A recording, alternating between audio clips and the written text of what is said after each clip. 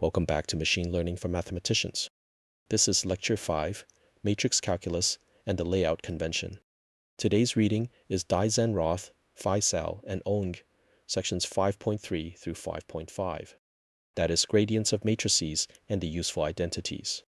For Lecture 6, read sections 5.2 and 5.6, together with the chapter on automatic differentiation and dive into deep learning.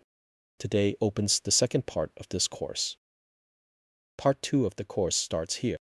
It is called Gradients You Can Check. Part 1 was the dictionary, names, memory layout, and which line of code computes an equation. It ended with Lecture 4.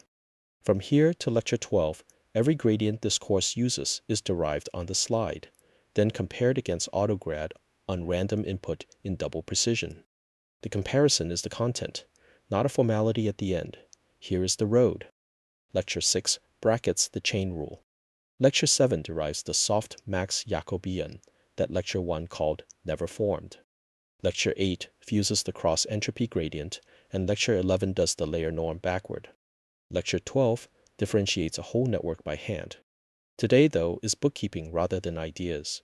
You know already that the derivative of a smooth map is a linear map. What these pages add is the accounting the field puts around it. So here is the idea to keep. The bookkeeping is where the errors live.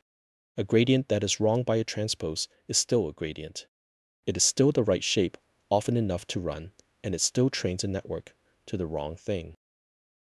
Lecture 4 said the derivative of f at x is a linear map, and that sentence carries no convention with it. A convention becomes necessary the moment we write that map down as an array of numbers. It answers two questions. First, where do the output indices go? Down the rows or along the columns? Second, what shape does the answer wear? The shape of the output of f or the shape of its input? For a map from n dimensions to m dimensions, there are mn partial derivatives either way. The conventions disagree only about where those numbers sit.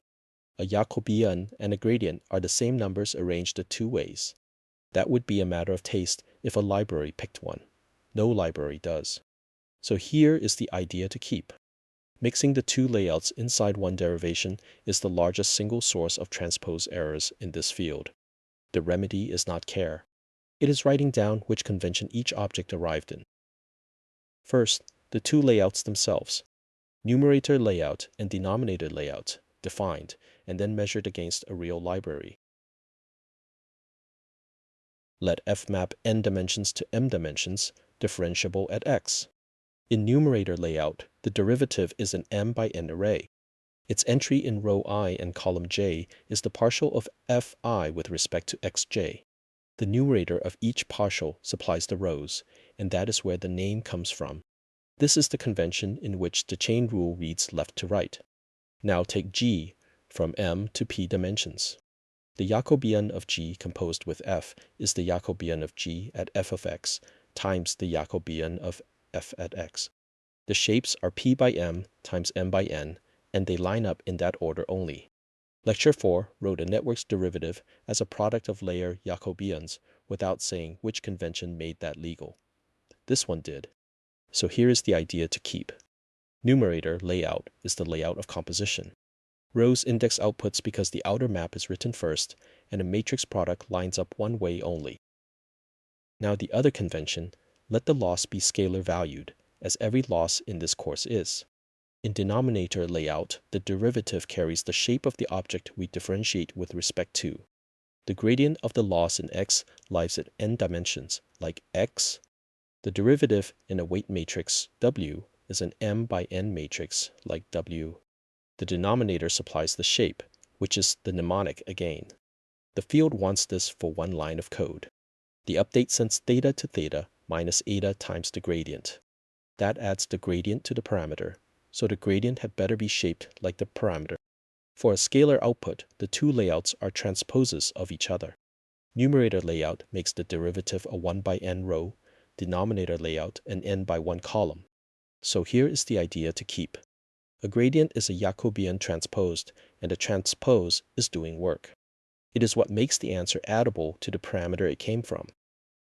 So which convention does a library actually use? Let us ask one. Take f of v equal to wv plus b from 4 dimensions to 3 dimensions. Ask torch autograd functional Jacobian for its derivative. Then build a scalar loss from the same map and read the shape of the gradient attribute on x. The Jacobian comes back 3 by 4. That is outputs by inputs, so it's rows index outputs, and that function is numerator layout. The gradient comes back with 4 entries, which is the shape of the parameter, so that attribute is denominator layout. Both conventions live in one library, and neither of them is a defect. So here is the idea to keep. They answer different questions, so they do not clash. A straight transpose appears when an answer produced by one is carried into a line written for the other, and no shape anywhere is obliged to complain. Next, the simplest derivative in the whole course, the Jacobian of an affine map in both of its slots. Let f of x be wx plus b with w and m by n matrix.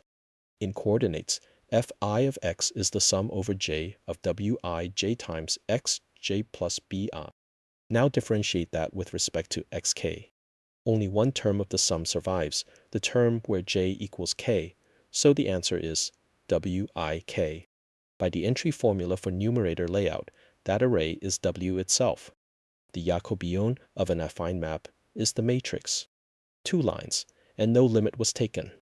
The map is already linear, so it is its own derivative at every point, and the constant b differentiates away. Now check it. One call to torch autograd functional Jacobian on the same map, and the largest difference between the returned Jacobian and w is 0 to the last bit. Not approximately w.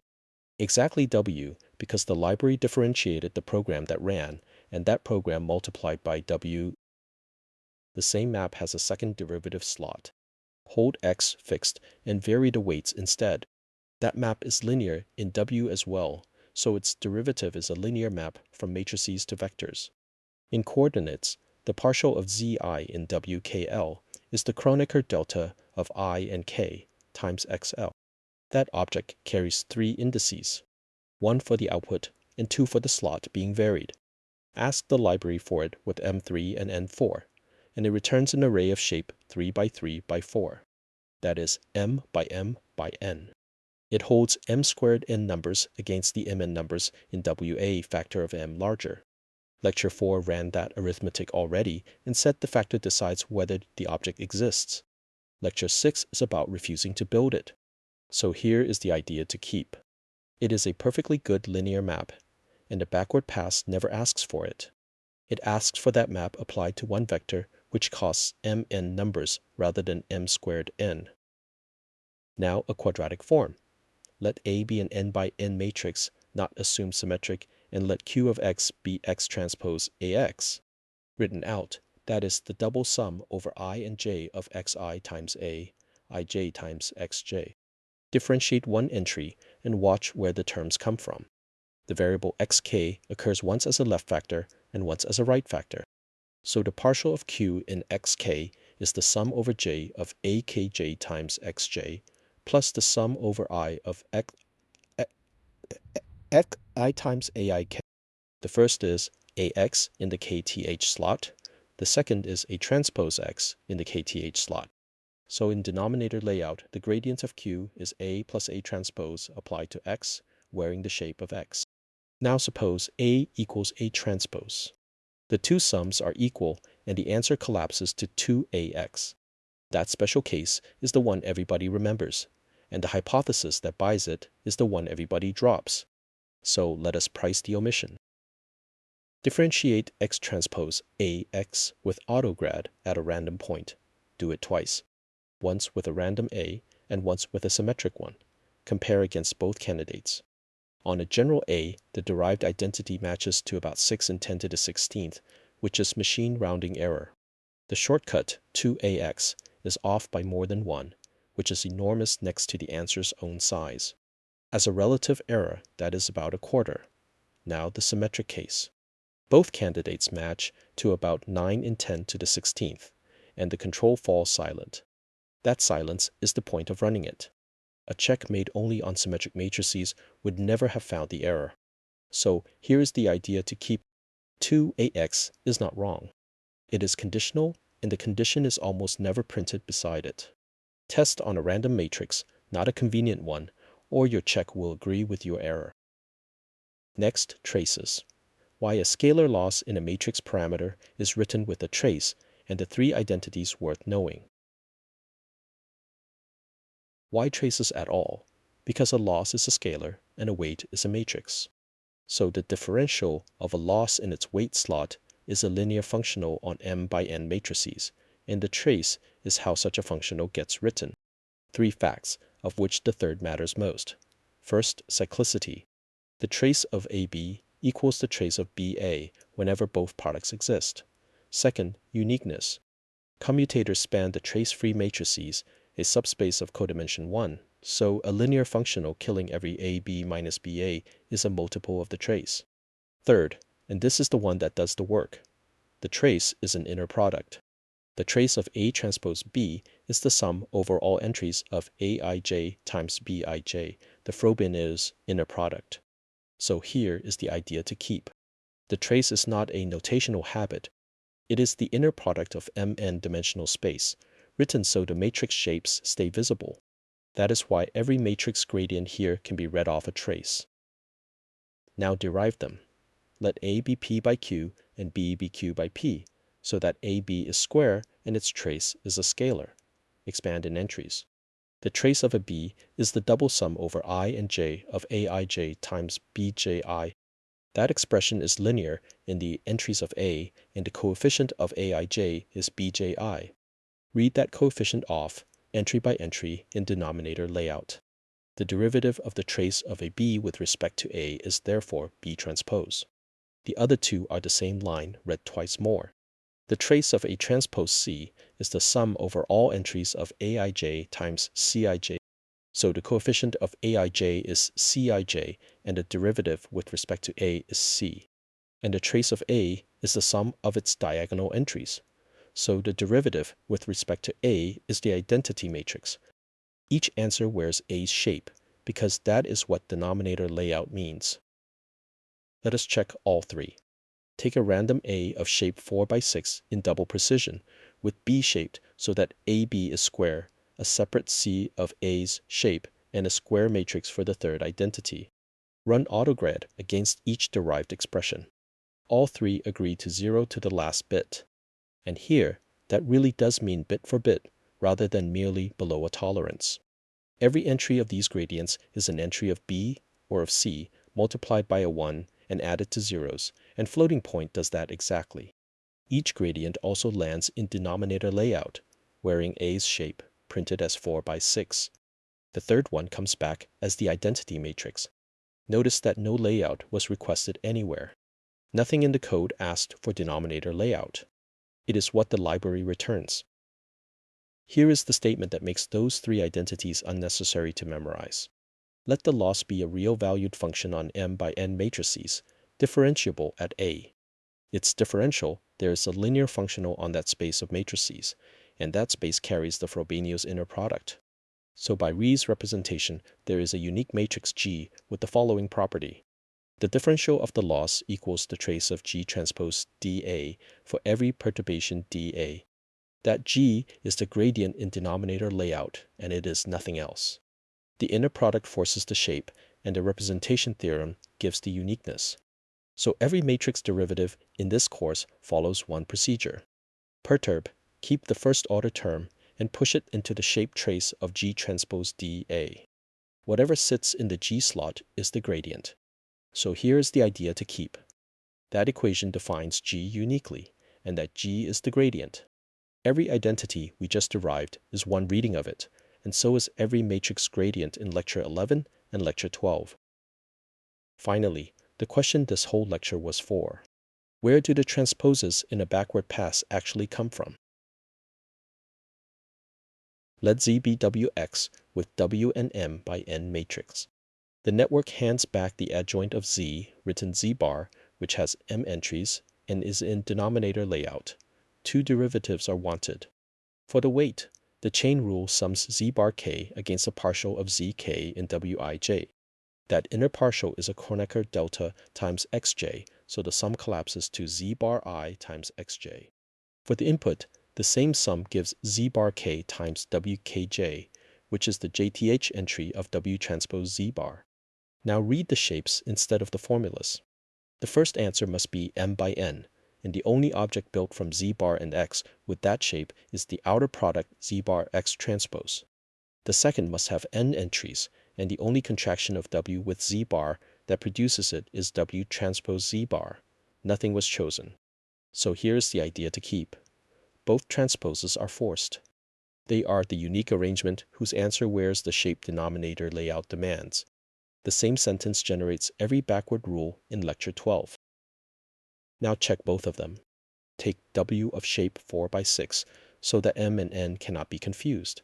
Take a random x and a random incoming adjoint z bar. Run the backward pass seeded with z bar and compare the two returned gradients against the expressions we derived. Both agree to 0 to the last bit, and that is not luck.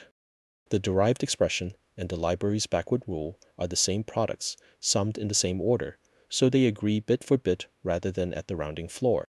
Stated plainly, neither transpose was a convention. Each is the unique arrangement of wx and z bar with the correct shape. So what happens when we get the arrangement wrong? The answer depends on something that has nothing to do with calculus. Make the mistake on purpose twice. Use w where w transpose was required. First with w rectangular. The library raises immediately. It reports a size mismatch and it names the sizes it was handed. The shapes disagree, so this error costs nothing at all to find. Now the same mistake with w square. Both w transpose z bar and w z bar have the same shape now, 6 entries each. Nothing raises. The program runs. And the two answers differ by more than 1 in their largest entry, which is large next to the scale of the answer itself. As a relative difference, it is also greater than 1. The wrong result is further from the right one than the right one is from 0. So the first error costs nothing, and the second one costs a training run, because the network trains happily on a different gradient. So here is the idea to keep. Shape agreement is not correctness. It is the absence of one kind of evidence. And a square weight matrix removes the only check you are getting for free. So here is a rule that removes the whole class of error. 3 steps. 1. Write the shape line before the formula, naming every object that enters and its shape. 2. Ask what shape the answer must wear. In denominator layout, that is the shape of the thing you differentiate with respect to, fixed before any calculation. 3. Arrange the available factors into that shape. If exactly one fits, it is the formula. Work it for the derivative of the loss in x. Available are w, which is m by n, and z bar, which has m entries, and the answer must have n entries. Now, w times z bar does not type check. W transpose times z bar contracts m against m, and lands with n entries. One arrangement, so no decision was made. The caveat is the failure we just watched. When m equals n, the arrangement stops being unique. So run the argument with m different from n, even when your matrices are square. So here's the idea to keep. Shape determines the formula whenever the dimensions differ. Write the shape line first, and the transposes stop being something to remember. Here are the 6 identities this course will use, collected in one place. Each row carries 3 things: the identity, the layout it lands in, and the lecture that uses it next. Take 2 of them. The derivative of wx plus b with respect to x is w. It lands in numerator layout because it is a Jacobian, and lecture 6 picks it up when it composes linear maps. The derivative of the loss with respect to x is w transpose z bar. It lands in denominator layout because it is a gradient, and lecture 6 picks that one up too, as a vector Jacobian product. Now the pattern across the whole table. Exactly one row of the 6 lands in numerator layout, and it is the only row that is a Jacobian. Every other row is the gradient of a scalar. So every other row lands in denominator layout, and wears the shape of the thing it differentiates with respect to. The middle column is not decoration. It is what tells you whether to transpose when an identity is carried into the next line, and it is the column that almost no source prints. Let me gather the 5 things worth keeping. First, 2 layouts, 1 library. Numerator layout writes the Jacobian m by n, rows indexing outputs, so the chain rule reads left to right. Denominator layout gives a gradient the shape of its parameter, so a gradient step is legal. Second, the Jacobian of an affine map is w to the last bit. In the weight slot, it is an order 3 object 3 by 3 by 4 that lecture 6 refuses to build. Third, the gradient of x transpose ax is a plus a transpose applied to x matched at machine rounding error. The shortcut to ax is wrong on a general a by about a quarter, an identity with a hypothesis nobody states. Fourth, the differential of the loss is the trace of G transpose dA, which defines G uniquely as the gradient. The 3 trace identities match to the last bit, each wearing A's shape. Fifth, neither transpose was chosen. The gradient in W is z bar x transpose, and the gradient in x is W transpose z bar. Both match to the last bit. Confuse them on a rectangular weight, and it raises for free. On a square weight, it type checks. Quietly wrong. Next time, lecture 6. Composition, which way to bracket it, vector Jacobian products, and why nothing ever forms the Jacobian.